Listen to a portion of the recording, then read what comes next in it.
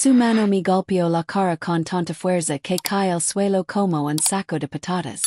Mi sangraba la nariz y me dolía el vientre por las patatas del bebé que tenía dentro. Grite de dolor, sujetándome el estómago, rogandole que parara. Por favor, el bebé. Por favor se mueve demasiado. Lo estás haciendo daño. Grite, jadeando, esperando que mis palabras le derretieran el corazón de piedra. Pero mi esposo, Mateo, no se detuvo. Pateó el taburete mi lado y agarró una barra de hierro candente de la fogata que usaba para asar carne afuera. Abrí los ojos de par en par.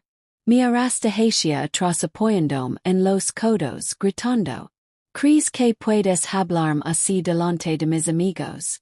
Ladró, con los ojos encendidos de odio. ¿Crees que soy un chiste? Tenía 9 meses de embarazo. El bebé podía nacer cualquier día. Mi suegra Esperanza entró en ese momento. Había oído mi grito. Ella se quedó congelada en la puerta. Mateo, gritó, con la voz temblando de rabia. Estás matando a tu propio hijo, idiota. Pero a Mateo no le importó. Levantó el balido, con los músculos tensos por la furia. Basta, gritó de nuevo. Petit muy profundo para que lor. ¿Cierto? Eso es lo que quieres. No. Sus palabras me golpearon más fuerte que su bofetada. Levant la vista, temblando, confundida. ¿Por qué diría algo así? Se estaba burlando de mí. Oh, también estaba reviviendo algo. Y en ese momento todo se rompió. Mateo volvió hacia su madre, con la mano todavía temblando de rabia, y ella lo miró, no como a un hijo, sino como a un monstruo.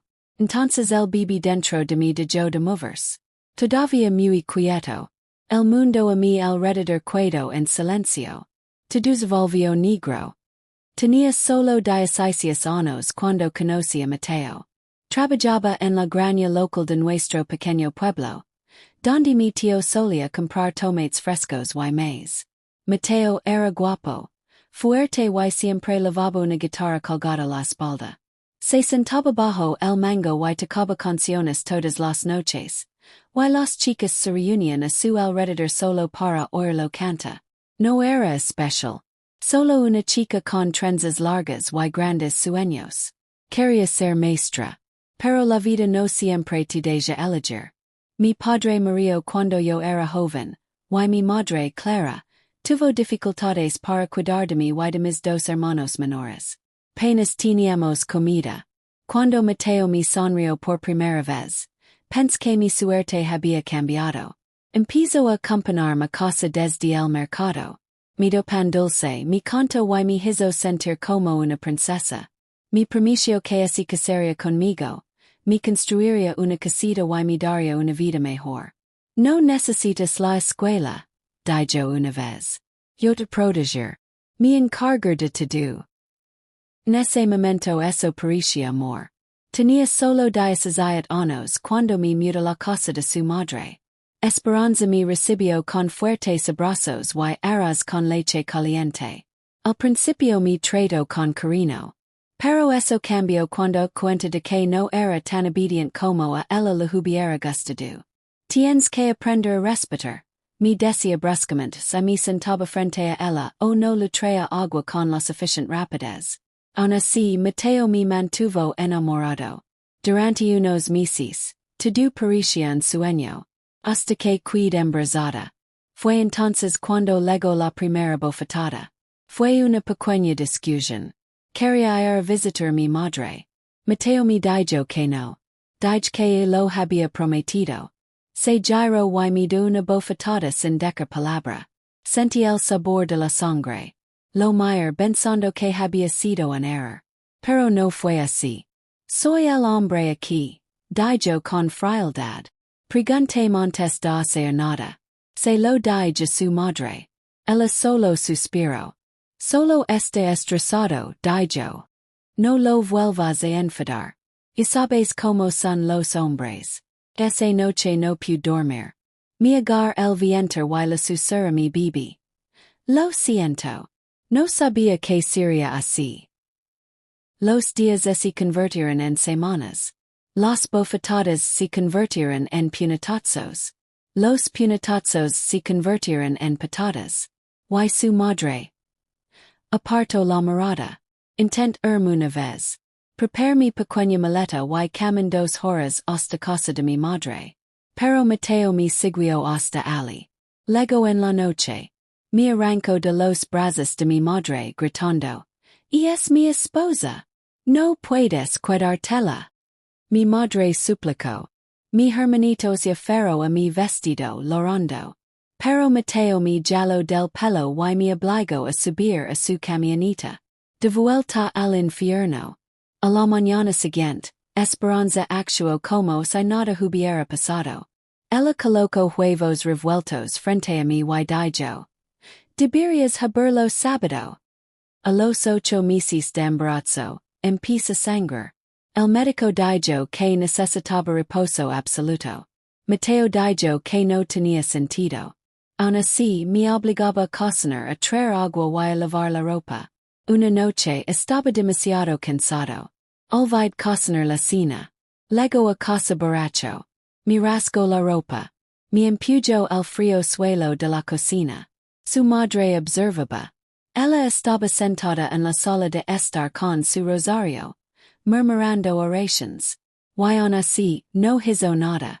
Hasta esa última noche. La noche que gritó. Vi hasta tan profundo que Llore. Y el viví dentro de mi secreto quieto. Lo último que recuerdo fue la barra de hierro balanceándose hacia mí. El sonido del cristal rompiéndose. Entonces nada. Hasta que desperté. En el hospital. Pero el rostro del médico estaba vacío.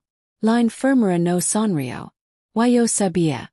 Algo terrible había sucedido. Fue entonces cuando Esperanza entró en la habitación con lágrimas en los ojos. Pero no por mí. No por el bebé. Para ella misma. Ella dijo algo que nunca olvidar. Algo que lo cambió todo. Y justo cuando esos labios se separaron para hablar. La puerta se abrió de golpe. Y entró alguien a quien no había visto en años.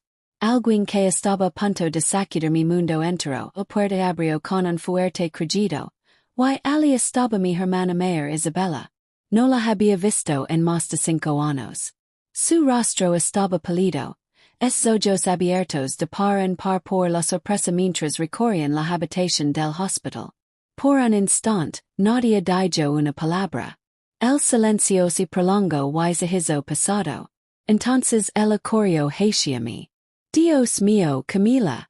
Kate hizo. Susurró, apartandome el pelo enmarañado de la frente. Le temblaban las manos al tocarme los moretones de la cara. Los brazos y el vientre hinchado. No podía hablar. Sentía la garganta como si estuviera llena de algodón. Separ los labios. Pero lo único que salió fue un solozo. Ella perdió el bebé. Dijo suavemente la enfermera desde la puerta. Las palabras me calaron hondo.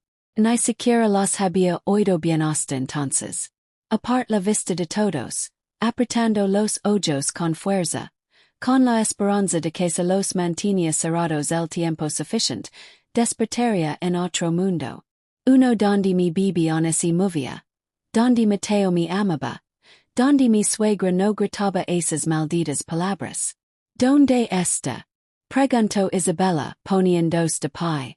Con una voz aguda y peligrosa. Esperanza estaba sentada en un rincón, con la cara aún empapada en lágrimas. Retorciéndose las manos. El Hugh. Cuando llegó la policía Hugh. Pero ahora lo están buscando. Lo atraparon. Isabella giró la cabeza bruscamente. Lo sabías. Lo viste hacer esto. Lo dejaste. No sabía que llegaría tan lejos. Comenzó Esperanza. Gritaste. Metela hasta el fondo para que Llore. Gritó Isabella. Estás tan enferma como él. Me estremecí. Esas palabras otra vez. Me hirieron como un cuchillo. El médico entró, observando con la mirada la tensión que reinaba en la habitación. Necesita descansar, dijo. Solo una visita, por favor. Isabella se negó a irse. Se sentó junto a mí como toda la noche, tomandome la mano mientras lavaba suavemente bajo las sábanas del hospital. Lo conté todo, desde la primera bofetada hasta la noche rabada en casa de mi madre, hasta ese último momento adorador en la cocina. Me iba a matar su ser. Ella asintió lentamente, secundos las lágrimas, pero no lo hizo. Seguzaki. Y ahora.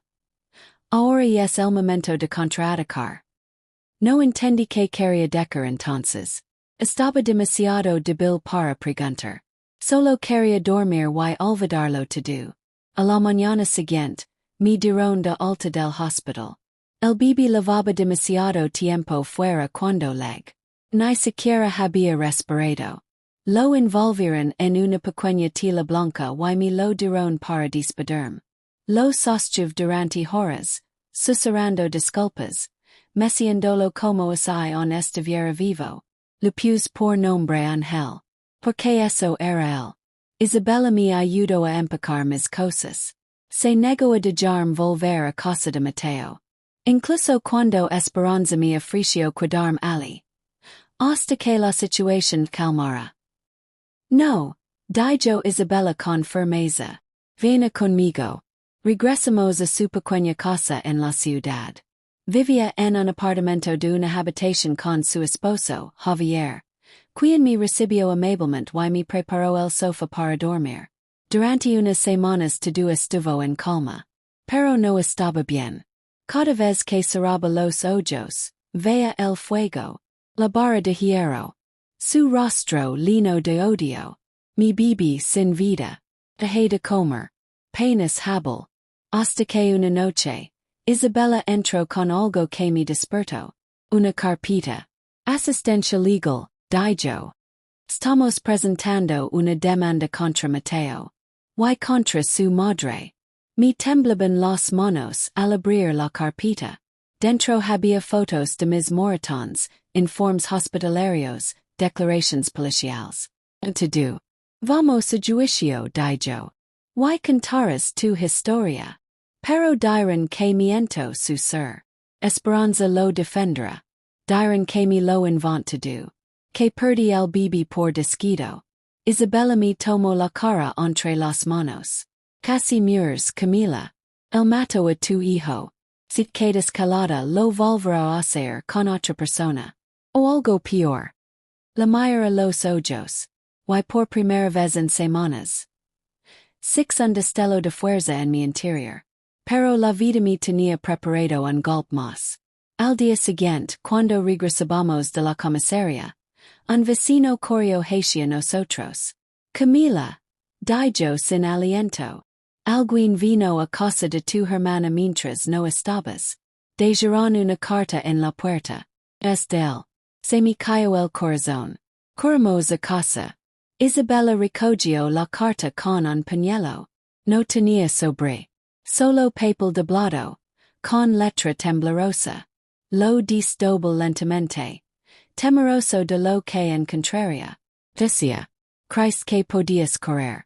Christ que podías esconderte. Pero iris mía. Siempre lo serás. La próxima vez que te encuentre no falar. Ir más profundo. Y esta vez nadie gritará. Ni siquiera mi madre. Mis rodillas se doblaron. Javier me atrapó justo a tiempo. Isabella volvió a leer la carta. Su rostro palideció de miedo y de ira. Te está mirando, susurró. Y de repente. Y no estábamos seguros. A la mañana siguiente, alguien lanzó un ladrillo a la ventana de Isabella. Había una nota atada. Iris el siguiente. Corrimos a la policía. Dijeron que estaban trabajando en ello.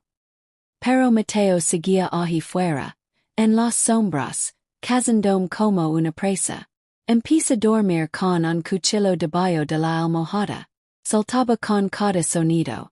Miraba por encima del hombro al aire la tienda. Tenía miedo de la oscuridad. Esperanza no había sido vista desde la visita al hospital. Pero en el fondo yo sabía. Ella sabía dónde se escondía su hijo. Y la peor parte. Tendría que enfrentarme a ella en el tribunal pronto. Porque ella no era solo una testigo. Ella era parte de la historia.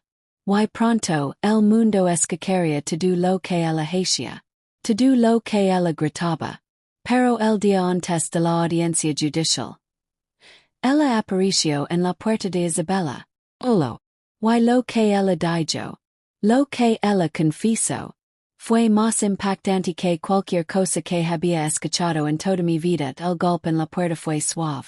Casi demasiado bajo para oírlo por encima del sonido de la televisión encendida en un rincón de la sala de Isabella. Todos nos quedamos paralizados. Yo, Isabella y Javier. Yo sostenía un tazón de sopa. Me temblaban tanto las manos que la cuchara no dejaba de tintinear contra el borde.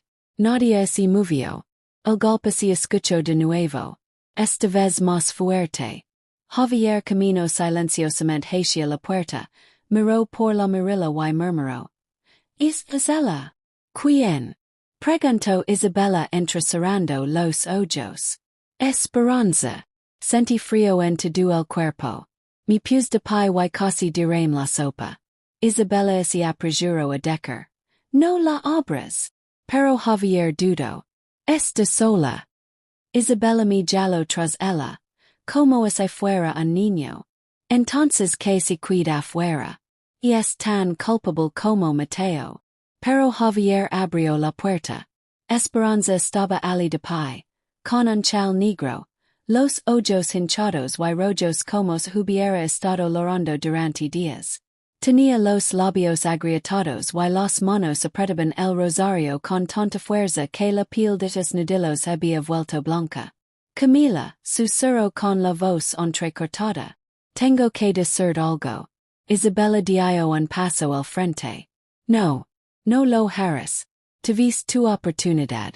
Viste tu hijo casi matarla. Lo sé. Dijo Esperanza en voz baja, bajando la cabeza. Y nunca me lo perdonar.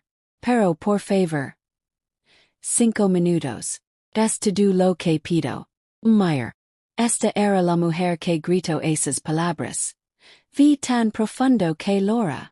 La mujer que estuvo allí mientras su hijo me destrozaba. La mujer que me dio huevos la mañana después de que me arrastraran a casa como un perro. Debería haberlo escupido en la cara. Pero en lugar de eso asentí. Porque algo en esos ojos vea diferente ahora. Javier la dejó entrar y ella sentó en la silla más elevada. Como si tuviera miedo de acercarse. La habitación estaba en silencio salvo por el tic-tac del reloj de pared. Esperanza apretó más fuerte su rosario, me miró y dijo. Camila, no quis decir lo que dije esa noche. Pret la mandíbula. Ella continuó. Cuando grité esa frase. No lo estaba diciendo que te hiciera daño. Estaba recordando lo que me hizo mi esposo. El padre de Mateo. Su voz se quebró. Mi esposo abusaba de mí cuando Mateo era solo un bebé. Me gritaba lo mismo. Metela hasta el fondo para que Llore. Se reía mientras lo hacía. Tenía 17 años cuando me casé con él. Igual que tú. La habitación estaba en silencio. Continuó. Solía pensar que se me quedaba calada se lo obedecía las policías pararían. Pero no fue así. Y entonces Mateo empezó a imitarlo. Golpeaba a los perros callejeros. Les gritaba a sus hermanos, rompía juguetes. Pensé que podría arreglarlo amándolo más. Sus ojos se llenaron de lágrimas. Me equivoco. Dejaste que abusara de mí. Dije en voz baja. Ella asintió, avergonzada. Y apart la mirada. Igual que mi madre apartó la mirada cuando me pasó. Pensé que así me pasaría. Pero cuando entré esa noche y six la barra de hierro en su mano, algo se rompió dentro de mí. No te hablaba ti. Lo gritaba a mi pasado. A mí misma. Quería creerlo. Pero el dolor no te deja perdonar tan fácilmente.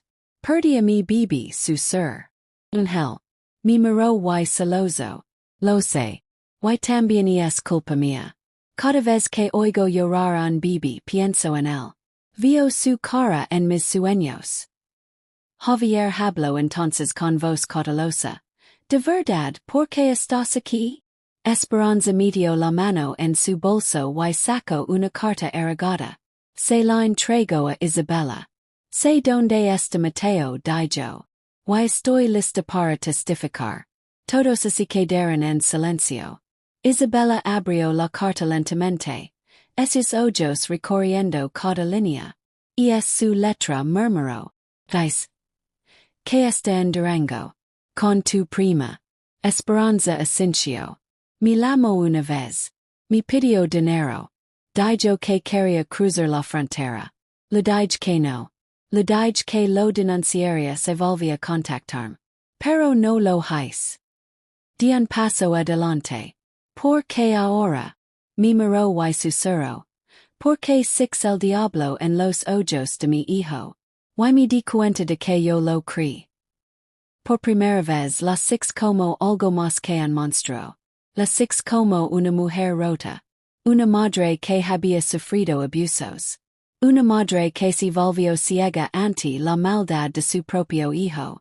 Isabella no confiaba en ella. No del todo. Pero la carta era una prueba. Una ubicación. Una pista. Se lo entregamos a la policía. Eran los días. Luego una semana. Luego dos. Hasta que una mañana recibimos la llamada. Mateo había sido arrestado. Intento huir de un retén policial en Durango. Chocó su camioneta contra una zanja y se fracturó el brazo. Lo encontraron con una identificación falsa y un montón de dinero. El regresaba espesado. Luego el día de la audiencia. Lavaba un sencillo vestido blanco y mi trens el pelo como solía hacerlo antes del dolor. Me temblaban las manos y las rodillas. Pero entré en la sala con Isabella a mi lado. Con la cabeza bien alta. Mateo estaba sentado al otro lado de la habitación. Con el brazo en cabestrillo y la cara fría. Él no me miró. Él no dijo una palabra. Esperanza se sentó detrás de mí. Sus ojos no se apartaron del suelo. El juez me pidió que hablara. Me levanté lentamente. Y conté mi historia. Todo. Las palizas. Sangre. La noche que usó la vara de hierro. El momento en que el bibi dejó de moverse. No me olvidé de nada. La sala del tribunal loro. Incluso el juez tuvo que detenerse. Entonces Esperanza habló. Confieso haber presenciado el abuso. Que lo permitió. Que dijo esas palabras. Y cuando lo hizo. Ese derrumbo tan fuerte que tuvieron que suspender el juicio durante 15 minutos. El abogado de Mateo intentó alegar enfermedad mental. Pero no importó. El tribunal lo condenó a 25 años de prisión. Cuando sonó el mazo, sentí que podía volver a respirar. Después del juicio, Esperanza vino a verme por última vez. Me entregó un collar. Era pequeño de plata. Con un dije en forma de ángel. Para ángel, dijo. No dije nada. Solo asentí y lo tomé. Él se fue después de eso. Nunca la volví a ver. Pero esa noche, cuando yacía en la habitación de invitados de Isabella, mirando el techo, sentí algo que no había sentido en mucho tiempo. Pero la paz no dura para siempre. A la mañana siguiente, recibí una llamada de un número bloqueado. Yo respondí. Y una voz profunda susurró. ¿Crees que esto terminó? Se me cayó el teléfono. Y ahí fue cuando me di cuenta.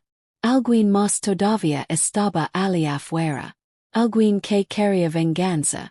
Y luego vinieron por mí da me quedé mirando el teléfono en el suelo como si fuera a explotar. Tenía las manos congeladas y el corazón me latía fuerte en los oídos.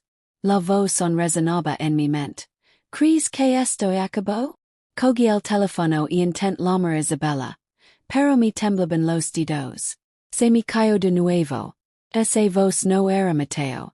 Conoce su vos mejor que los latidos de mi corazón. Why no era esto? Esta voz era más profunda, más vieja, más lenta, oín más. Pero quien. Me senté en el borde de la cama, intentando calmarme. Quizás era solo una broma. Quizás alguien de la pandilla de Mateo.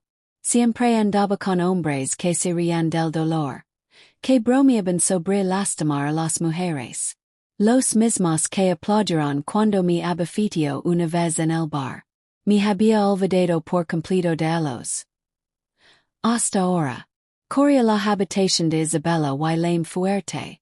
Ella abrió los ojos sobresaltada, on linos de sueño. ¿Qué pasa? Preguntó ella, haciéndose un lado para que yo pudiera entrar. Lo conté todo. La voz, las palabras, el miedo. Ella cerró la puerta rápidamente y la bloqueó. Tienes que reportar esa llamada. Dijo. Ahora mismo. Fuimos a la policía a la mañana siguiente. Comprobaron el número. Era imposible rastrearlo. Quien me llamó había usado un teléfono prepago. El oficial se rascó la cabeza. Probablemente si un viejo amigo de Mateo. Lo vigilaremos. Pero si ocurre algo más, vengan directamente a nosotros. Asentí, pero por dentro volví a sentirme impotente. Mi hijo estaba muerto. Mateo estaba en prisión. Pero de alguna manera seguían persiguiéndome. Cambiamos de número de teléfono. Me mudamos con una amiga de Isabela, una mujer llamada Sofía, que vivía en un pueblito a las afueras de la ciudad. Me quedé con ella unas semanas. Era amable, siempre sonriendo, siempre rezando. Sus hijos me llamaban tía Camila, aunque no éramos parientes. Empecé a sentirme segura de nuevo. Incluso me unía a un grupo de apoyo en una iglesia cercana. Mujeres que habían sobrevivido a la violencia. Les conté mi historia. Me escucharon. Algunas lloraron conmigo. Otras me abrazaron después. Una de ellas se llamaba Lourdes. Tenía 3 hijos y una cicatriz que le cruzaba el pómulo. Dijo que su marido la había cortado con un espejo roto. Nos hicimos amigas como hermanas. Salíamos a payar juntas por las noches. Hablábamos de nuestros sueños, nuestros miedos, las pesadillas que teníamos. Entonces una noche, mientras caminábamos de regreso de la reunión del grupo, vimos algo extraño. Un coche oscuro, aparcado justo delante de la casa de Sofía. Con el motor en marcha. Ventanas tintadas de negro. Lourdes me agarró la mano. Esperemos. Nos quedamos detrás de un árbol observando. El coche no se movió. Después de 10 minutos, Lourdes susurró. Venerable tomaremos el camino de atrás. Dimos la vuelta a la manzana y entramos a la casa por la puerta trasera. Sofía estaba en casa cocinando arroz.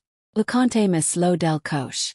Ella echó un vistazo afuera pero no vio nada. Aun así esa noche no pudo dormir.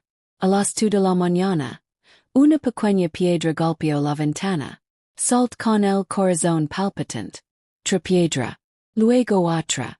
Me arrastra hasta la ventana, apenas mirando a través de la cortina. El coche oscuro había regresado. Y alguien estaba parado afuera.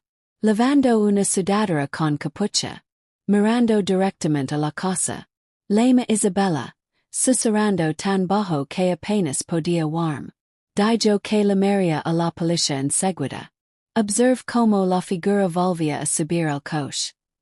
Was alejaba lentamente. Cuando llegó la policía no encontró nada. Nuevo. Estaba harta de tener miedo. Cansada de esconderme.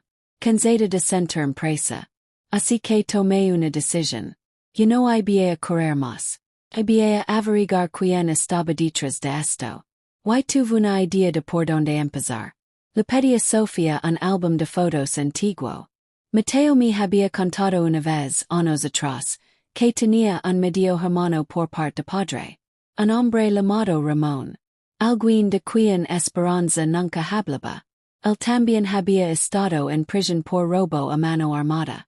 Matteo Solia Decker. Ramoni es mi idolo. Siempre cogía lo que quería. Nunca lo conocí. Pero recordaba como se lo iluminaban los ojos a Matteo cuando hablaba de él. Luen sin la foto a Lourdes. El ajadio. Conozco a este hombre. Vive dos pueblos de aquí. Tan un después. Dicen que es peligroso. Pedí que me lavara ali. Él se negó al principio. Es demasiado peligroso, dijo. Es él. Necesito saberlo, dije. Porque si no es él, me perseguirán igualmente. Pero lo es. Quizá pueda detenerlo. Él estuvo de acuerdo. Salimos temprano a la mañana siguiente.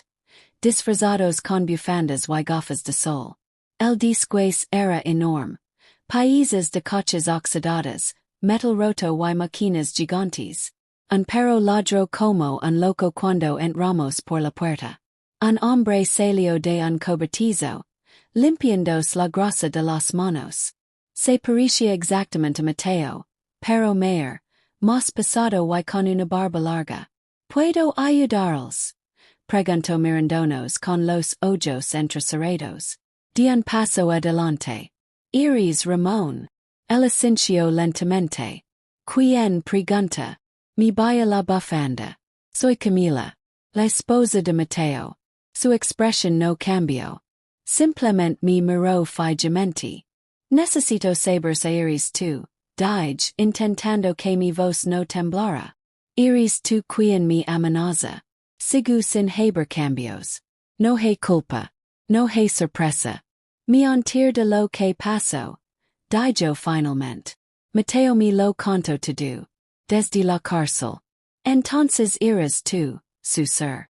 Me miró fijamente y durante largo rato. Y luego. El sonrió. Una sonrisa fría y cruel. Solo te estoy recordando a quien perteneces, dijo. Di un paso atrás. Lourdes sacó su teléfono y comenzó a grabar. No pertenezco a nadie, dije. Se rió entre dientes. Perteneces de mi hermano. Eso significa que ahora eres parte de nosotros. Intentes destruirlo. Eso te convierte en nuestro enemigo. Prit los puños. Tu hermano destruyó a mi hijo. Se encogió de hombres. Eso es entre tú y Dios. Corremos. Directo a la policía. Les mostramos el video. Solicitamos una orden de alejamiento. Arrestaron a Ramón por acoso y intimidación. Pero salió en 2 días. No había pruebas suficientes para mantenerlo preso. Estaba de nuevo en el punto de partida. Asustado. Perseguido. Destrozado. Pero no estaba solo. Lourdes estuvo a mi lado. Isabella venía todos los fines de semana. Sofía rezaba conmigo todas las noches. Estábamos construyendo un círculo de fortaleza. Hasta que un día. Se círculo se rompió. Lourdes no apareció para nuestro paseo matutino. Le llamé su teléfono. No hay respuesta. Fui a su casa. Su puerta principal estaba abierta. Su bebé lloraba dentro. Ella se había ido. La policía la registró. Se reportó su nombre. Pero había desaparecido. Y dentro de su casa encontré algo escalofriante. Sobre la mesa de la cocina, un trozo de papel doblado. Decía, uno a uno todos pagarán. Hasta que tú lo hagas. Mis rodillas se doblarán. Agar el bebé. Llamé a la policía y esperé en el porche temblando. Y ahora lo sabía. Se trataba solo de Matteo. No fue solo Ramón. Había alguien más. Alguien mirando todo. Y no iban a parar hasta darles lo que querían. Pero no sabía que era eso. En no de la policía buscó a Lourdes durante 3 días. No encontraron nada. En hay teléfono, en hay ropa, en hay señales de lucha. Solo el llanto de su bebé en esa conservación y la fría nota que me jalaba la columna cada vez que la relía. Uno a uno todos pagarán. Hasta que tú lo hagas. No había dormido. Mi cuerpo estaba cansado, pero mi mente ardía. ¿Quiénes eran esos elos? ¿Qué querían de mí? que tenía yo para dar. Isabella vino a casa y levo a la bibi temperament. Hasta que la investigación se estabilizara. Sofía me abrazó la noche en que la policía declaró oficialmente a Lourdes desaparecida en circunstancias sospechosas. Se phrase resonaba en mi cabeza como una amenaza envuelta en misterio. A la mañana siguiente recibí un paquete. Sin dirección de retorno. Sin nombre. Solo mi primer nombre garabateado en tinta roja. Dentro había un solo objeto. La bufanda de Lourdes, empapada en sangre seca. Mi desplome en el suelo. Sofía gritó y llamó a la policía. La bufanda estaba guardada en una bolsa como prueba. Entonces supe. Que era personal. No buscaban dinero. No buscaban silencio. Estaban detrás de mí. Y estaban dispuestos a destruir a cualquiera que me rodara. Esa noche no pude dormir. Me quedé mirando la pared. Agarrando en mi puño el pequeño collar de angelito de ángel hasta que de yo marcas en mi palma. Tenía que hacer algo. Cualquier cosa. Así que comencé a cavar. Repais todo lo que Mateo me contó. Sus historias, sus chistes, sus susurros en la oscuridad cuando creía que no lo escuchaba. Solía decir. Mi sangre está maldita, Camila. Mi padre era malvado. Su hermano peor. Y ahora yo también la tengo. No puedo huir de tus races. En aquel entonces pensé que era una tontería. Pero ahora. Mire más profundamente. Revise documentos judiciales, registros policiales. Todo lo que pude encontrar sobre la historia familiar de Mateo. Y fue entonces cuando lo encontré. El padre de Mateo tenía un hermano. No Ramón. Un hermano menor. Nombre. Cristobal Vargas. Condenado en 1988 por tráfico de niños y abuso ritual. Condenado a 30 años. Liberado después de 25 por buena conducta. Desapareció justo después de su liberación. Sin teléfono. Sin dirección. Sin trabajo. Sin rastro. Pero una de las víctimas, que había escrito un testimonio a finales de los años 80, mencionó algo inquietante. Dijo que Cristobal solía decirles a sus víctimas. Si gritas ir más profundo. Si lloras te arrancará el alma. Fue casi la misma frase que Esperanza había gritado esa noche. Se me heló la sangre. Imprimí la foto policial de Cristobal y la leva Esperanza.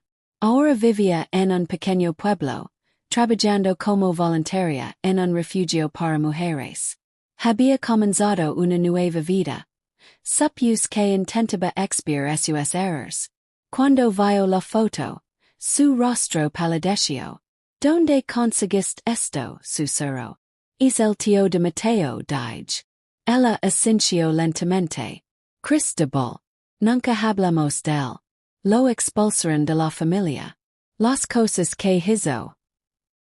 Y es capaz de esto. Pregunt. De lastimar a mujeres. A niños. De amenazarlos.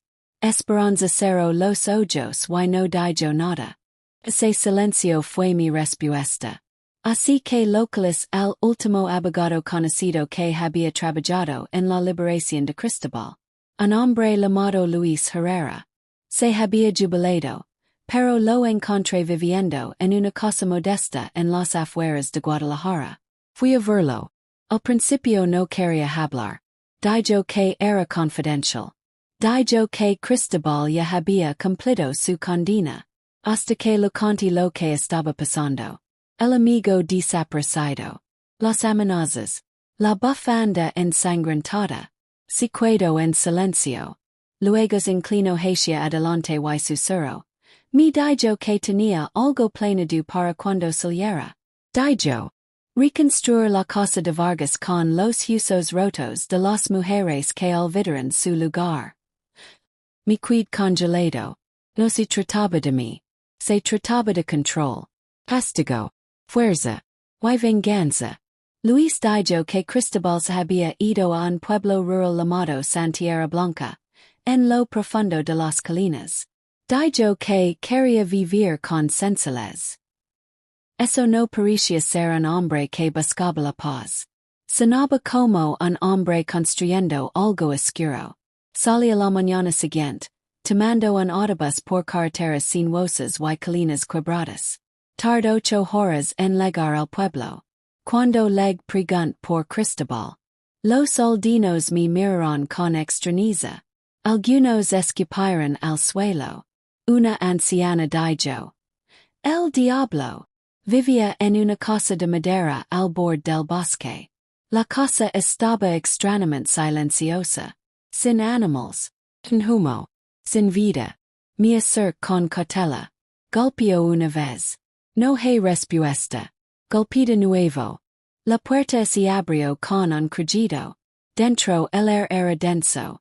Había símbolos pintados en las paredes. Símbolos que no entendía. Huesos colgaban de cuerdas.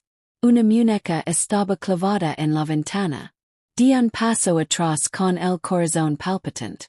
Fue entonces cuando los 6. En la esquina de la habitación. La bufanda de Lourdes. El mismo del Paquete.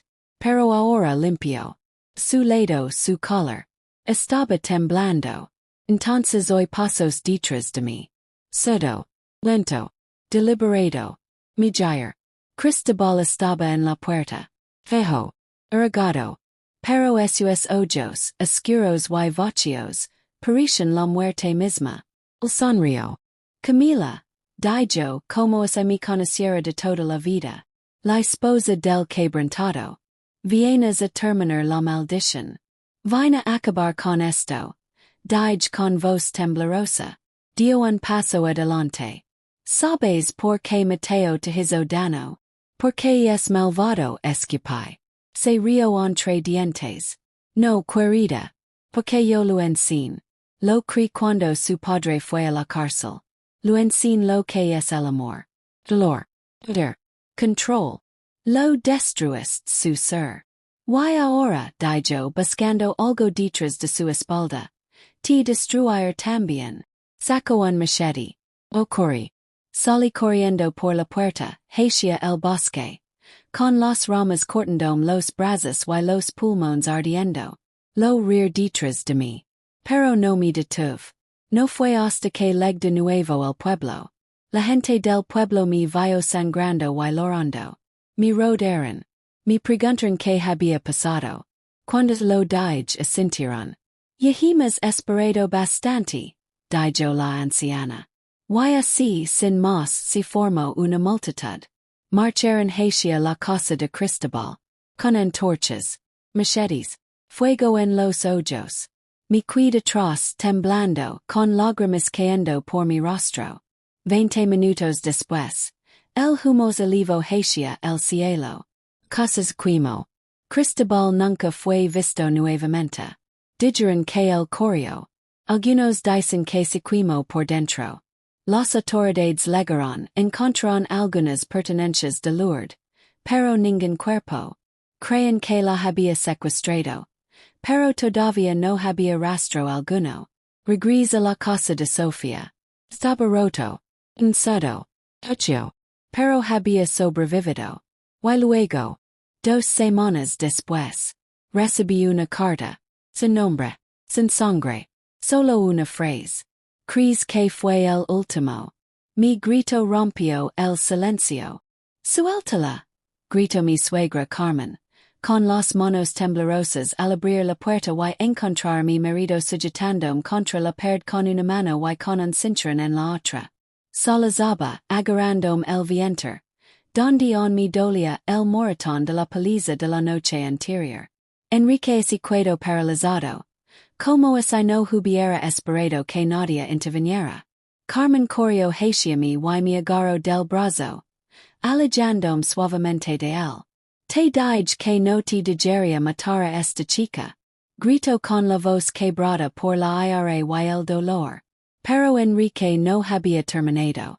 No sabes lo que hizo, ladró. Me faltó el respeto otra vez. Carmen lo miró con ojos de fuego. ¿Y crees que pegando se soluciona? ¿Qué clase de hijo he criado? Se frase resonó en la habitación. Carmen siempre había sido calada. a menudo actuando como el abuso no fuera asunto suyo. Pero ese día, algo dentro de ella también se quebró. Se giro hacia mí y me dijo, ¿te vas conmigo? Por un instante quis creer que podía salir por esa puerta con Carmen y ser libre. Pero Enrique se adelantó y la agarró del brazo. No te llevarás a mi esposa a ningún lado. Carmen lo miró sin inmutarse y susurró con mucha amargura. Eres igualito a tu padre. Y con eso, Enrique lo soltó lentamente. El silencio en la habitación es lleno de años de verdades ocultas. Carmen me envolvió en un chal y me ayudó a salir. Pero la libertad no fue tan fácil como salir por la puerta. Me quedé con Carmen unos días. Tenía una pequeña habitación de invitados con cortinas descoloridas y un colchón calentito. Era la primera vez que dormía en paz en años. Incluso sonreí una mañana al verla preparando chocolate caliente en la cocina. Era como el amor de una madre. Algo que nunca había conocido de verdad, en ni siquiera de mi propia madre.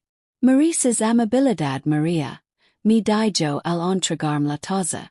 Debería haber hablado antes, pero tenía miedo de perder a mi hijo. Ahora veo que ya lo he perdido. Nos sentamos en silencio. No sabía cómo responder. Pero el silencio pronto se rompió. Un fuerte golpe en la puerta principal sacudió la pequeña casa. Carmen se puso de pie. Con la mirada fija en la puerta. Se me encogió el corazón. Era Enrique. Pateó la puerta dos veces más antes de gritar. ¿Crees que puedes esconderla aquí, mamá? ¿Crees que no la encontrar? Carmen me agarró la mano y me indicó que corriera hacia la puerta trasera. Pero era demasiado tarde. Enrique forzó la puerta y entró furioso en la habitación. ¿Qué hacen aquí? Preguntó Carmen, interponiéndose entre nosotras. Vine a recuperar lo que es mío. Dijo mirándome fijamente. Es mi esposa. No. Dijo Carmen con firmeza. Es un ser humano. No un objeto. Enrique la apartó a un lado. Justo lo suficiente para pesar y me agarró. Retrocedí, pero sabía que se me atrapaba. No saldría viva de su casa la próxima vez.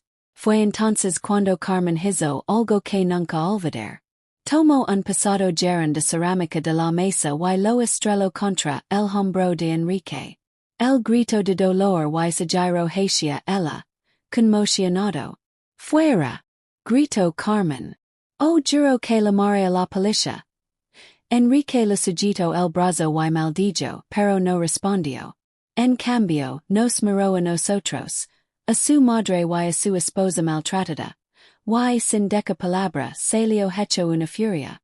Esa noche, Carmen cerró todas las puertas con llave y se sentó junto a la ventana con un cuchillo de cocina en el regazo. No durmió. Yo tampoco. Pero la guerra estaba lejos de terminar. A la mañana siguiente, cuando fui a buscar mis cosas a la habitación, Carmen me llamó desde la sala. María, dijo lentamente. Creo que hay alguien fuera de la casa. Me acerca la ventana con cuidado. Efectivamente, el coche de Enrique estaba aparcado al otro lado de la calle. Estaba sentado allí, observando la casa. Durante 3 días aparcó allí desde la mañana hasta la noche. A veces salía. Daba vueltas alrededor del coche y encendía un cigarrillo. No tocaba. No gritaba. Simplemente observaba. Fue aterrador. Y luego, al cuarto día desapareció. Pensé que quizá se había dado por vencido. Que quizá la valencia de Carmen lo había asustado. Me permití sonreír un instante. Quizá podría volver a respirar. Pero esa noche recibí una carta. La deslizaron por debajo de la puerta. Carmen la recogió y me la entregó con manos temblorosas. Lo abrí. Dentro había una sola nota escrita a mano por Enrique. Si yo no puedo tenerte, nadie lo hará. Me quedé paralizado. Me temblaban los dedos. Sentía una opresión en el pecho. ¿Qué dice? Preguntó Carmen al ver mi reacción. No pude hablar. Solo lo entregue la nota. Ella lo leo y acento lentamente. Tenemos que ir a la policía, susurro. Pero cuando lo hicimos, la policía se encogió de hombres. A menos que vuelva a amenazar físicamente o hacer daño, no hay nada que podemos hacer, dijo un agente. Una nota no basta. Salimos de la estación derrotados. Carmen me miró con los ojos llenos de culpa. Debería haber parado esto antes. Debería haber alejado del océanos. Intento tomar su mano, pero las mías todavía temblaban. Y esa noche, Carmen llamó a una amiga suya en otra ciudad. Una abogada jubilada llamada Rosario. Me dijo que podía ir a pasar un rato con ella. A la mañana siguiente preparamos una pequeña maleta y Carmen se despidió en la estación de autobuses. No lo lemes. No contestes sus mensajes. Dijo. Y cuando estés lista, empezaremos el proceso de divorcio. Llore en sus brazos. Ella era la madre que nunca tuve. El autobus arrancó y, por primera vez en mucho tiempo, sentí que tal vez, solo tal vez, mi vida estaba comenzando de nuevo. Pero justo cuando pensé que estaba a salvo, a mitad del viaje, el autobus fue detenido en un control. Un policía entró y les pidió la identificación a todos. Lo entregué el mío. Él lo miró y luego me miró. Por favor, bajéis del autobus, dijo. ¿Por qué? Pregunt confundido. Solo seguim. Vaya con el corazón latiendo con fuerza. Y allí estaba. Enrique. De pie junto a un vehículo policial. Sosteniendo un documento en su mano. La denuncia como desaparecida, lo dijo al agente. Y es mi esposa. No está mentalmente estable. Me volví hacia el oficial. Está mintiendo. Me está maltratando. Me voy. El oficial nos miró inseguro. Y es mi esposa, repitió Enrique. Tengo pruebas.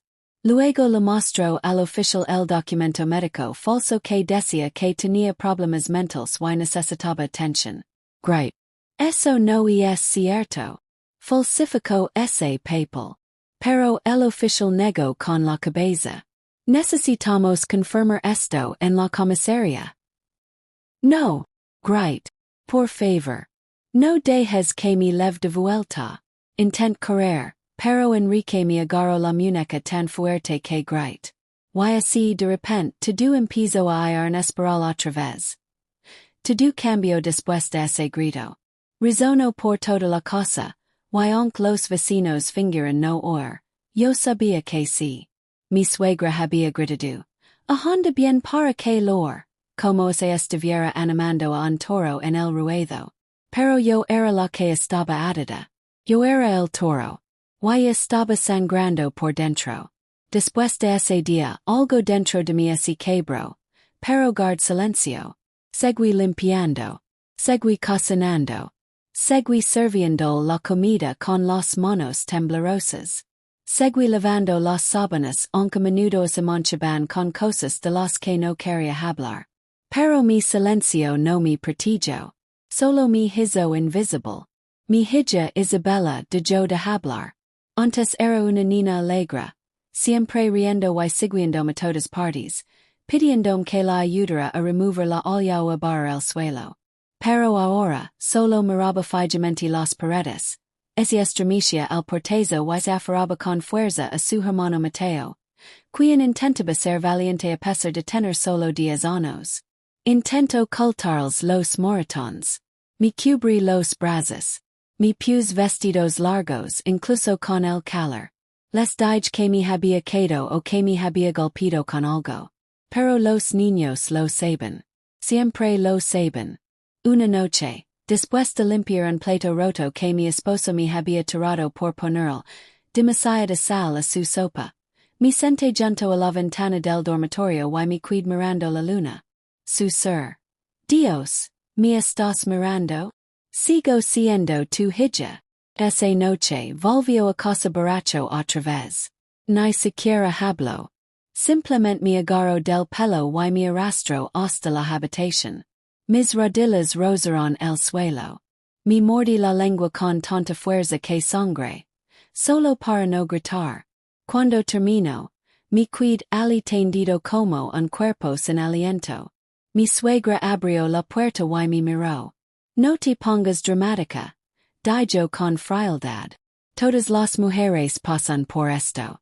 El menos él vuelve a casa contigo. Mi hijo es hombre y los hombres tienen necesidades. Ten suerte de que todavía te toque. Sus palabras ardían más que cualquier bofetada. Quería gritar. Quería decir que había criado a un monstruo. Quería preguntar que clase de madre podía ver esto y decir que estaba bien. Pero yo simplemente me quid ali acostado. Pero en los días. Empecé a esconder moneditas por la casa. En el dobladillo de mi vestido. Bajo el saco de harina. Dentro del osito de peluche de los niños. No sabía que planeaba. No tenía ninguna amiga a quien recurrir. Pero sabía que tenía que guardar algo. Aunque fueran solo unas monedas. Entonces ocurrió algo inesperado. Mi marido perdió su trabajo. Llegó a casa furioso. Gritando a todo pulmón. Pidió una silla de un portazo y me echó la culpa de todo. Dijo que era mi mala suerte. Que desde que se casó conmigo, todo había ido mal. El grito que yo era una maldición.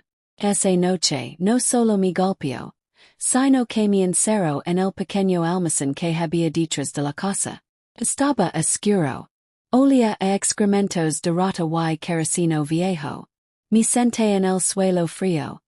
Solo con una bolsa rota para taparme. Me dolía la espalda. Me dolían los brazos. Lor no muy fuerte sino con suaves hipos que ni siquiera yo podía oír. A la mañana siguiente no me dejó salir. Me tiró el pan por la puerta como si fuera un animal. Arranqué un trozo y guardé el resto para mis hijos. Sabiendo que tarde o temprano me dejarían salir. Pero en 2 días. Cuando por fin abrió la puerta. Me temblaban tanto las piernas que caí hacia adelante. Isabella corrió hacia mí llorando. Me besó las mejillas una y otra vez y susurró. Mama, no te mueras. Esa noche los abraza ella y Mateo. Les conté historias de nubes y sueños. No sabía si ella creía en ninguno de los dos. Pero necesitaba que oyeran algo que no fuera dolor. Una semana después, mi suegra regresó a casa del mercado cojeando. Se había resbalado y quedó, y ahora necesitaba ayuda con todo. Yo era quien la ayudaba a vestirse. Yo era quien la alimentaba. Quien limpiaba su habitación y quien lo aplicaba balsamo en la pierna hinchada. Sigus aquí dijo un día. Pens que te habrías ido. ¿A dónde iría? Respondí con voz firme. Entonces me miró de verdad. Por primera vez, six algo en esos ojos que no era frío. Esa noche mientras lavaba esos platos, me llamó a la sala. Mi esposo roncaba en el sofá. Oliendo a alcohol. Ella dijo. Eres más fuerte que yo. Mi marido también me pegaba. Mi quid ali 40 años. No dije nada. Me miró. No te quedes si no quieres. Solo prometim que te vas no volverás. A la mañana siguiente ocurrió algo que nunca olvidar. Mateo corrió a la cocina gritando. Papa está golpeando a Bella. Se me heló la sangre. Dejé caer la tetera y corrí a la sala de estar. Y ali estaba. Sosteniendo a Isabella por el cuello. Gritando porque derramó su bebida. Ella estaba jadeando. Sus pies apenas tocaban el suelo. Perdí el control. Agar la bandeja de metal de la mesa y la azote contra su espalda. La dejó caer. Ella cayó al suelo tosiendo y sujetándose el cuello. Se volvió hacia mí con fuego en los ojos. Me golpeaste, gruñó. Me quid entre él y Isabella, con las manos temblando, pero no me moví. Si la vuelves a tocar te meter susurró más para mí que para él. Levanto la mano, pero esta vez, alguien más gritó. Mi suegra. desde detrás de nosotros. Su voz resonó fuerte, perforando el aire. Es el tocas de nuevo, te entierro yo mismo. Todos nos quedamos congelados. Incluso mi marido. El acogió hacia él, con los ojos rojos de furia, sosteniendo su bastón como un arma. No toques a mi nieta. Hoy no. Nunca más. Y así sin más. El monstruo retrocedió. Pero yo sabía que no había terminado. Esa noche me quedé despierto con un cuchillo escondido debajo de la almohada. Porque algo había a pasar. Y tenía que estar preparado. Desperté en una cama de hospital, con vendajes apretados en los brazos y un dolor agudo en las costillas. La enfermera me miró con lástima mientras me ajustaba la vía intravenosa. Apenas podía hablar. Tenía los labios agrietados. Tenía los ojos hinchados. Tienes suerte de estar viva, susurró. Si ese vecino no hubiera llamado a la policía, no sé qué habría pasado. Se me rompió el corazón de nuevo. Record la paliza. Silla. El beso. La asfixia. Record como me dejó inconsciente. Mi propia sangre empapando el suelo. Y ahora estaba tumbada en una cama de hospital, apenas respirando. Y nadie de mi familia había venido. Nadie. Excepto. De repente, la puerta se abrió con un crujido. Abrí los ojos de par en par. Era ella. Mi suegra. Entró en la habitación lentamente. Con los labios temblorosos. Se veía diferente. Su cabello estaba revuelto, su ropa descuidada, como si no hubiera dormido en toda la noche.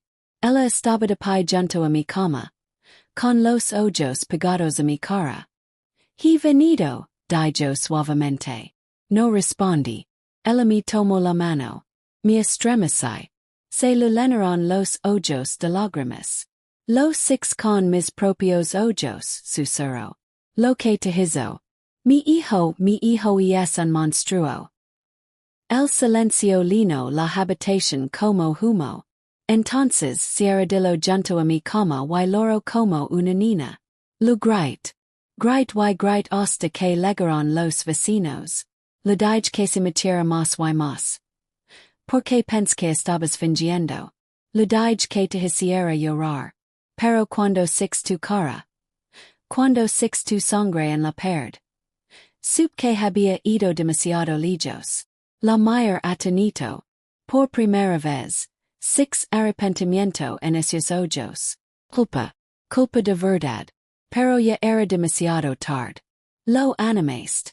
Su ser con el poco aliento que me quedaba. Lo empujaste de destruirme. Celoso con más fuerza. No lo sabía. Lo juro. Pensé que eras una vaga, una irrespetuosa. Como todas las historias que me contó. No sabía que te encerraba en casa. No sabía que guardaba tu teléfono. No sabía que te impedía ver a nadie. Girar la cabeza. Un dolor profundo se sentó en mi pecho. Se secó las lágrimas y dijo. Lo arrestaron. Después de que llamaron los vecinos. Este detenido. No sabía qué sentir. Alivio. Miedo. Ira. Todo lo que sentí fue vacío. Por unos días. Mis heridas sanaron poco a poco. El médico dijo que necesitaría terapia. Tanto física como emocional. Una mañana estaba sentado tratando de tomar un sorbo de té. Cuando la enfermera regresó con un sobre. Y es de él, dijo vacilante. Me quedé congelado. Lo abrí lentamente. Dentro había una carta corta escrita con su letra habitual. No quis llegar tan lejos. Solo estaba enojado. Quería enseñar respeto. Me hiciste perder el control. Dels que me dejan salir. Podemos arreglar esto. ¿Arreglar qué? Mi alma. Mi dignidad. Los moratones en mi cuerpo. Rompí la carta en pedazos. Pero el problema no era solo el hombre. Era la sociedad que me rodeaba. Porque después de regresar a casa del hospital, me esperaba otro shock. Sus familiar si habían reunido frente a nuestra pequeña casa. Un grupo de mujeres estaba sentado con cuencos de comida. Algunas incluso bailaban y rían como si fuera una boda. Creí que estaba cenando. Entonces, una de ellas me acercó y me dijo con frialdad: Oímos que quieres enviar a nuestro hijo a la cárcel. Mas debes tener cuidado. Ninguna mujer arruina el nombre de su marido y queda libre. No lo podía creer. Yo era la víctima. Y ahora era el enemigo. Pero yo me mantuve firme. Era juicio, dije con claridad. Se enfrentará a la justicia. Se rieron en mi cara. En qué tribunal. ¿Crees que el juez declara? ¿Tienes dinero para un abogado? Ya está diciendo que fue en defensa propia. Que lo atacaste con un cuchillo. Mi quid congelado. Estaba dando la vuelta a la historia. Tratando de hacer parecer el atacante. Mis manos temblaban. Esa noche me senté solo en la habitación, preguntándome qué hacer a continuación. El dolor era demasiado. La vergüenza. El miedo. Record que mis padres habían muerto. No tenía hermanos. No tenía a quien recurrir. Solo me cuidaba una persona que había mostrado un poco de culpa. Su madre. Y entonces tomé un paso audaz. Caminaste su casa y toqué su puerta. Ella lo abrió y se sorprendió de verme. La mira a los ojos y le dije: Si de verdad te arrepientes de lo que pasó, ayúdame. De la verdad. Acompáñame al tribunal. Ella dudó. Luego ella dio un paso atrás y me dejó entrar. Dentro de su pequeña cocina suspiró. Vendrán por mí también. Sentí. Pero es lo correcto. Ella permaneció sentada en silencio durante un largo rato. Entonces susurró: De acuerdo. Llore. Declarar. Me hizo llorar. Las siguientes semanas fueron una batalla. Todos los días alguien venía a amenazarme. Escupían en mi puerta. Gritaban insultos en la calle. No podía ir al mercado sin oír: rompedora de cosas. Oh, esposa malvada. Pero no me detuve. Fui a un centro de asistencia jurídica local y encontré una mujer amable llamada Elena que me ayudó a prepararme para el tribunal. Dijo: No estás sola. Hemos ayudado a muchas mujeres como tú. Pero debes ser fuerte. Tu historia cambiará vidas. Y yo lo creí. Por fin llegó el día del juicio. Me senté en el estrado de los testigos. Con el corazón latiendo con fuerza. Luego entró mi marido. Lavaba una camisa limpia y actuaba como un santo. Hizo una reverencia al juez y sonrió como si nada hubiera pasado. Luego mintió. Uno a uno tergiversó la verdad, diciendo que yo era violento, desagradecido, loco. Prit los puños. Luego fue el turno de mi suegra. Ella avanzó lentamente. Todos esperaban que ella defendiera a su hijo. En cambio, sorprendió a la sala del tribunal. Yo estaba allí, dijo. Lo dije que la golpeara. Pensé que si lo merecía. Pero cuando six el daño. Supe que todos estábamos equivocados. Mi hijo casi la mata. Y yo lo ayudé. La cortsalino de Dios. La cara de mi marido se puso pálida. Ese fue el momento en que supe que algo había cambiado. Pero el drama aún no había terminado. Mientras salíamos de la sala del tribunal, en dirección al coche, un hombre saltó desde detrás del edificio, sosteniendo una botella llena de líquido. Él gritó: Te arrepentirás de esto. Me lo arrojó directamente. La botella voló por el aire con un fuerte grito detrás de ella. Ser los ojos. Pensé que era sido.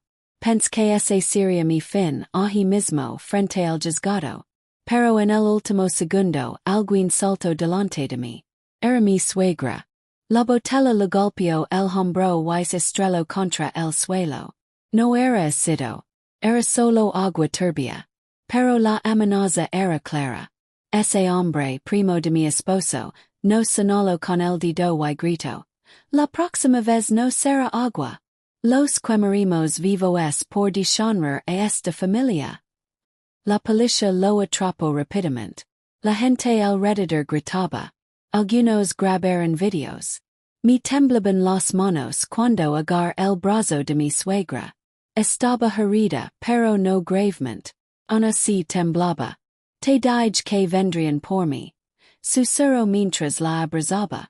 No dejaré que toquen dije. Pero me quebró la voz. En el fondo estaba aterrorizada. Nos subimos el coche de lena y nos alejamos del juzgado a toda velocidad. Me quedé sentado en silencio en el asiento trasero, mirando por la ventana, con la mente desbocada. El juicio no había terminado. Pero ahora, la lucha no era solo en los tribunales. Era en las calles, en los susurros, en las amenazas de desconocidos que pensaban que había hecho algo malo al hablar. Esa noche no pudimos volver a casa. Elena nos llevó a un refugio seguro para mujeres maltratadas. Era un lugar tranquilo y escondido. Había muchas mujeres allí. Algunas con los brazos rotos, otras con los ojos hinchados y otras con bebés. Todos estábamos yendo de lo mismo. Violencia.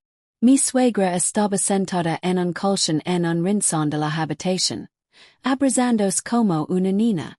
No había comido desde la mañana. Yo no sé cómo enfrentarme a nadie, dijo. Mi llaman traidora. Mis hermanas dicen que destruí nuestro lineage. La mujer y lo dije en voz baja. No me salvaste. Y quizá también salvaste ti. Ella me miró fijamente, con los ojos llenos de lágrimas.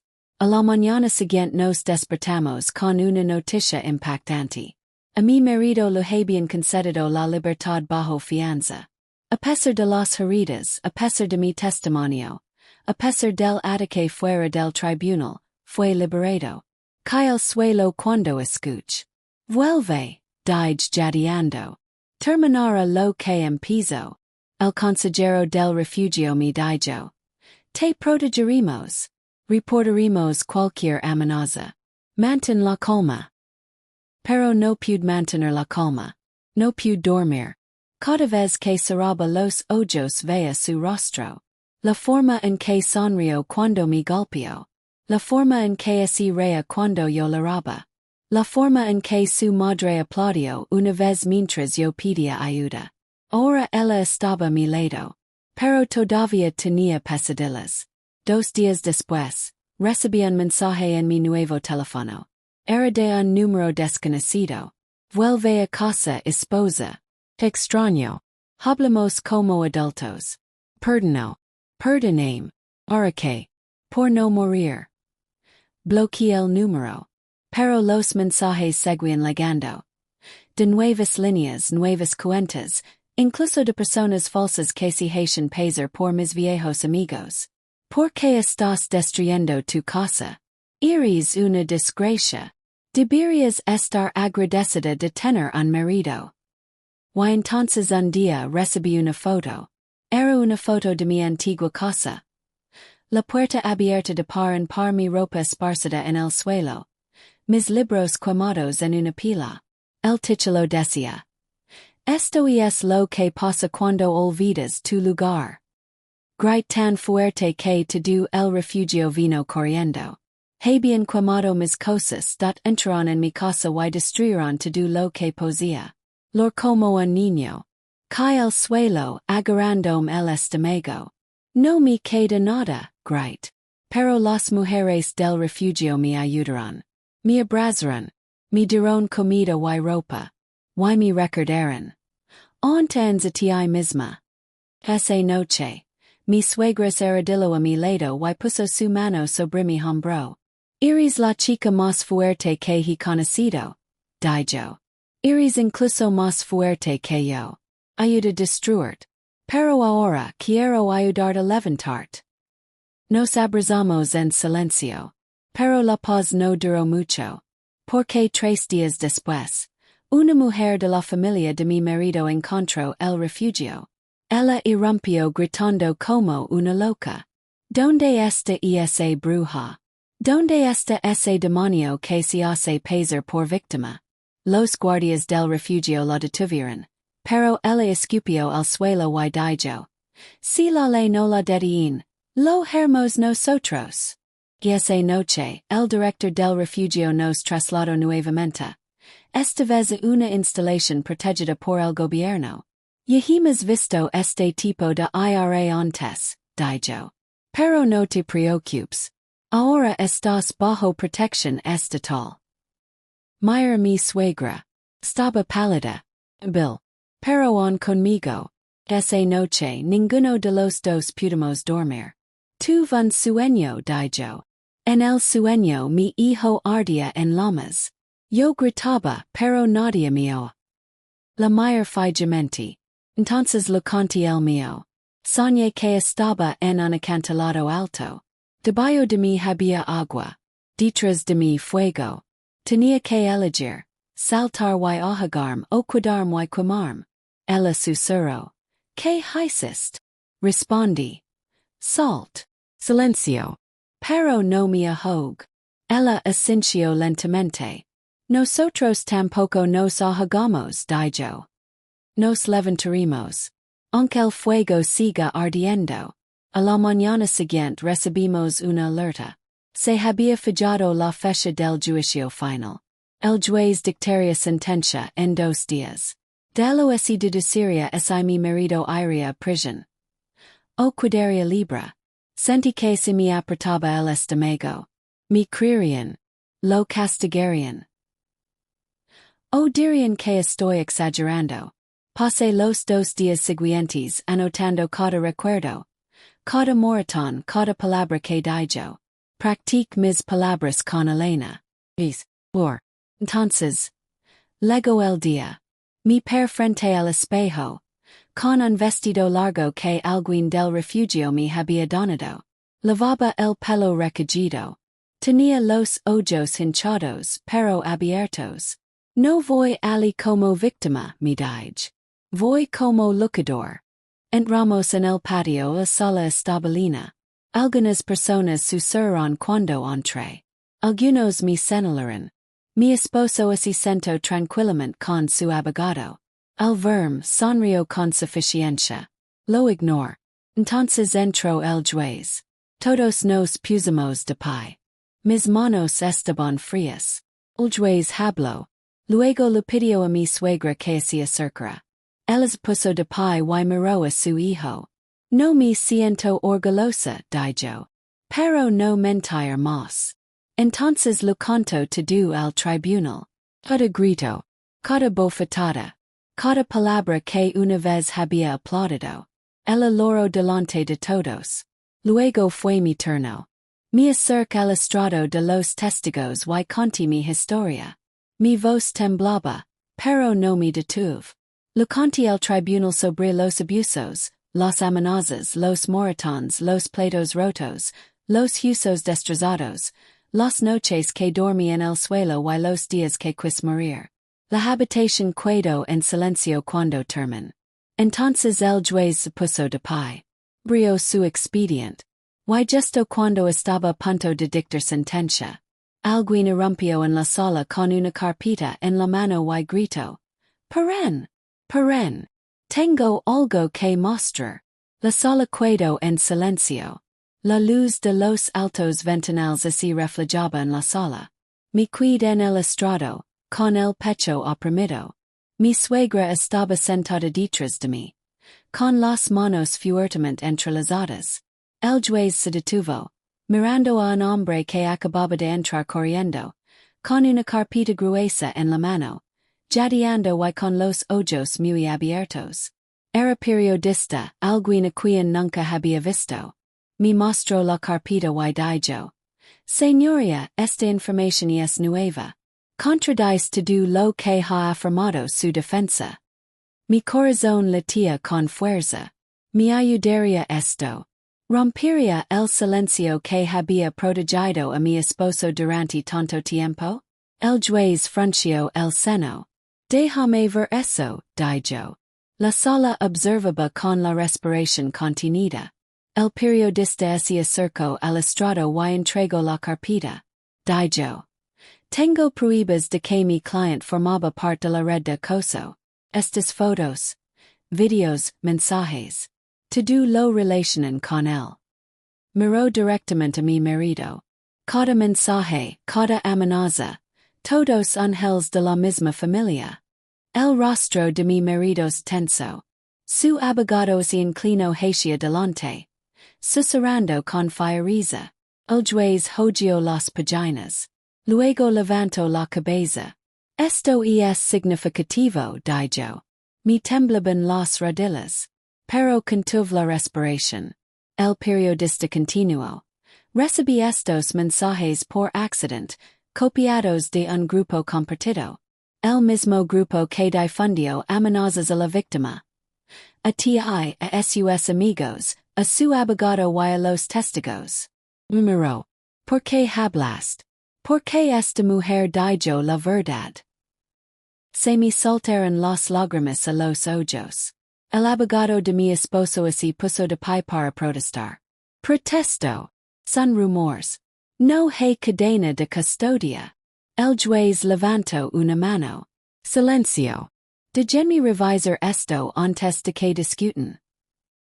Durante los siguientes minutos, todos lo observan mientras examinaba cada mensaje impreso en papel. Capturas de pantalla de amenazas como si no puedo tenerte, nadie lo hará, y uno por uno todos pagarán. Algunas líneas estaban escritas a mano y coincidían con la carta jalada en casa de Lourdes. Algunas fotos mostraban la misma pila de ropa quemada. Algunos videos capturaron a hombres riéndose mientras la quemaban. Mi estómago se remolineó con esperanza. Por fin el juez levantó la vista. Al parecer la familia del acusado participó en una campaña coordinada de acoso y violencia. Esta nueva evidencia es creíble. Mi suegra exhaló suavemente a mi lado. No me atreví a moverme. Entonces el juez se dirigió a mi marido. Ha cometido un patrón de abuso. Ha utilizado a su familia para amenazar, asustar y destruir. El tribunal la declara culpable de violencia doméstica, acoso, cartas falsas y instigación de ataques. Un judío recorrió la sala del tribunal. Sil. Las lágrimas corrieron por mi rostro. El juez continuó. La sentencia combinada por sus acciones es de 30 años de prisión, sin posibilidad de libertad anticipada. Además, las restricciones de residencia y las órdenes de prohibición de contacto permanecen vigentes durante al menos 50 años. Mi marido palideció. Me miró como si no me reconociera. A continuación el juez se dirigió a toda la sala. Espero que este fallo transmita un mensaje. Nadie está por encima de la ley. Ni siquiera se provienen de familias poderosas. Y que las mujeres que alzan la voz merecen justicia, no vergüenza. Me senté temblando, libre de miedo, pero sintiendo el peso de cada día que había perdido. Y esa tarde, cuando la sala se vació, me acercaron madres de otras mujeres maltratadas. Me abrazaron fuerte. Algunas lloraron. Una dijo en voz baja. Hoy has cambiado las cosas.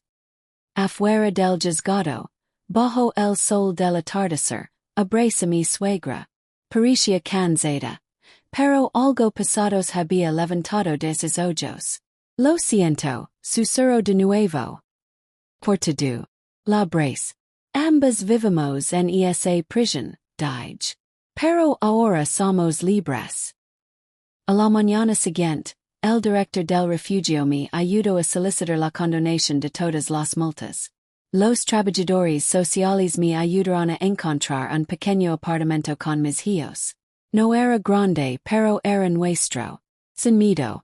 Mi suegra se mudó cerca. Fue a terapia y asistió a grupos de apoyo locales. Cambió las comidas, cocinó platos nuevos y, por primera vez en décadas, me trató como a una hija, no como a una sirvienta. Mi hija Isabella volvió a hablar. Se reía con Mateo, su hermano. Criaba arte, Cantaba canciones y se dormía sin miedo. Empieza a trabajar 3 días a la semana en un centro comunitario. Ayuda a otras mujeres a aprender a leer y escribir, y les conté mi historia. Sencilla, clara, verdadera. Una tarde, cuando el cielo estaba rosado y tranquilo, Isabella preguntó: Mamá, ¿volverán? La mira a los ojos. No, mi amor. No pueden. Ella sonrió, y esa sonrisa era el sol calentando mi alma. Más tarde esa noche me senté en silencio. Sostuve el collar de plata de ángel en mi mano. Hablo con el recuerdo del bebé que perdí. Que import su ser. Tu vida cambió la mía. Y yo cambiar la de los demás. Luego ser los ojos y dormí profundamente, sin pesadillas. Durante el juicio, aprendí una valiosa lección que quiero compartir con todos los que ven esta historia. El silencio protege a los abusadores, pero hablar destruye su poder. La verdadera valencia es alzar la voz cuando el corazón se siente roto. Y perdonar no significa olvidar, sino elegir tu propia paz.